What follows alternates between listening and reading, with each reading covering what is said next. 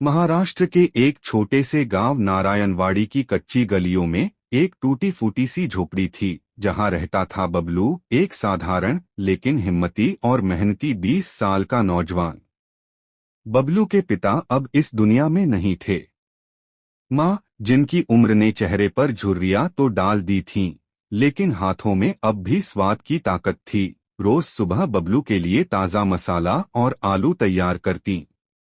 परिवार में बस 3 लोग थे, माँ, बबलू और छोटा भाई मुन्ना, जो अब भी स्कूल जाता था और बबलू ही उसकी पढ़ाई का सारा खर्च उठाता था।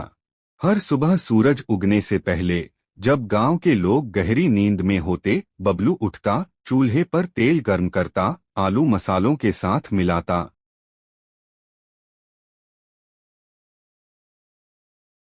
उसकी मंजिल थी गांव का पुराना बस स्टैंड, जहां वह वड़ा पाव बेचता था। ठेले पर एक हाथ से बेलने वाली बेलन की तरह लटकती घंटी और दूसरे छोर पर माँ का हाथ से लिखा बोर्ड। बबलू स्पेशल वड़ा पाव, गर्म गर्म, सच्चे स्वाद वाला। गांव के कुछ लोग रोज आते, खाकर चुपचाप निकल जाते।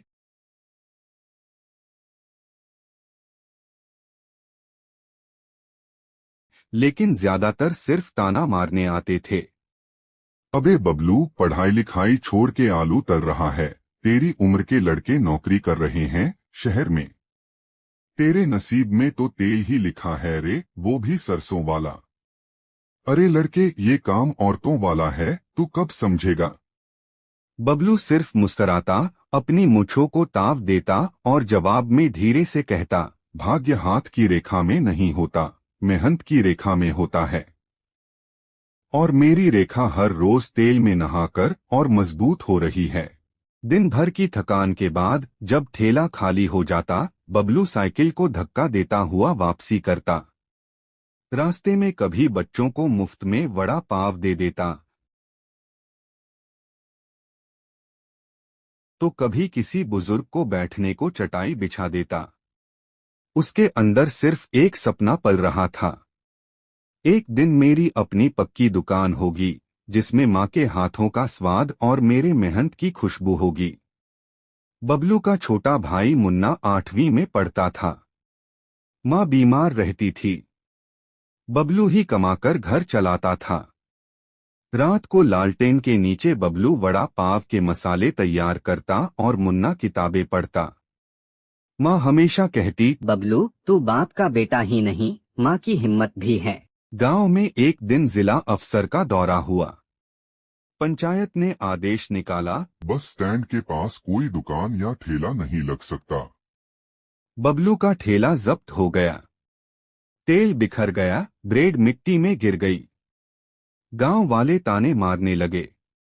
देखा, भाग्य तो ऐसा ही होता है तेरे जैसे लोगों का। रात को बबलू ने पहली बार माँ के सामने आंसू बहाए। माँ, क्या सच में यही किस्मत है मेरी? उसी रात गांव में एक जीप आई। उसमें से उतरा डब्बू, बबलू का बचपन का दोस्त, जो पुणे में होटल लाइन में काम करता था। डब्बू ने वड़ा पाव खाया और बोला, रे बबलू, तेरे हाथ में स्वाद है, शहर के शेख भी उंगलियां चाटेंगे। चल, गांव से बाहर हाईवे पर एक नया ठेला लगाते हैं, साथ में पार्टनर बनते हैं। हाईवे किनारे 2 दोस्तों ने लकड़ी और टिन की मदद से स्टॉल बनाया। बबलू ने नए आइडिया लगाए, गुड़ मसाला वड़ा पाव, गांव का टच। मसाला मूंगफली वड़ा पाव, धान्य वड़ा पाव, बाजरे के बन में। सड़क से गुजरने वाले ट्रक ड्राइवर, शहर के लोग सब आने लगे। कुछ ही हफ्तों में लोग दूर दूर से वड़ा पाव खाने आने लगे। एक स्थानीय नेता ने उनके स्टॉल की तारीफ की। डब्बू के रिश्तेदार ने थोड़ी मदद दी और दोनों ने मिलकर खोली एक छोटी दुकान।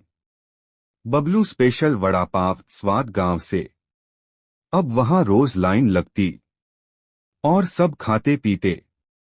एक दिन पंचायत के वही मुखिया आए, जिनके आदेश से बबलू का ठेला हटाया गया था। उन्होंने बबलू से पूछा, बेटा, तूने तो कर दिखाया, तेरे भाग्य ने साथ दिया। बबलू बोला, नहीं साहब, भाग्य तो गांव में सबका एक जैसा है। फर्क पड़ता है कौन हार मानता है, कौन डटकर खड़ा रहता है।